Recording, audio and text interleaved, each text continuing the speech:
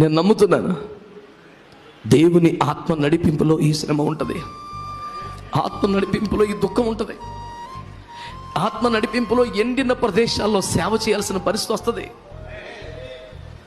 మరీ బొత్తిగా ఇంత ఎండిపోయిన చోట దేవుడు నన్ను తీసుకొచ్చాడు ఏంటండి?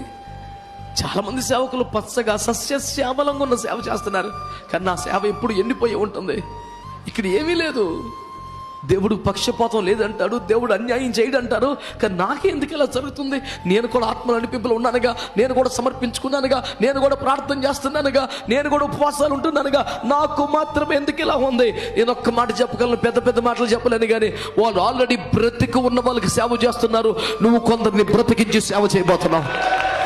ఆల్రెడీ బ్రతికి ఉన్న వాళ్ళకి వాళ్ళు బోధ చేస్తున్నారేమో, నువ్వు ఏకంగా ఒక సైన్యమును బ్రతికించబోతున్నావు, కొత్తగా సైన్యాన్ని లేపబోతున్నావు, ఒక కొత్త తరాన్ని పుట్టించబోతున్నావు. నీ వలన మునుపెన్నడూ క్రైస్తవులు కాని వారు గొప్ప సేవకులుగా మారబోతున్నారు. ఇంతకు ముందెన్నడూ ప్రార్థన చేయని వారు నీ లేపబడబోతున్నారు.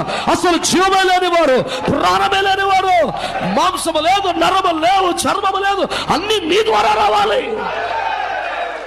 ఎందుకు బాధపడతావు?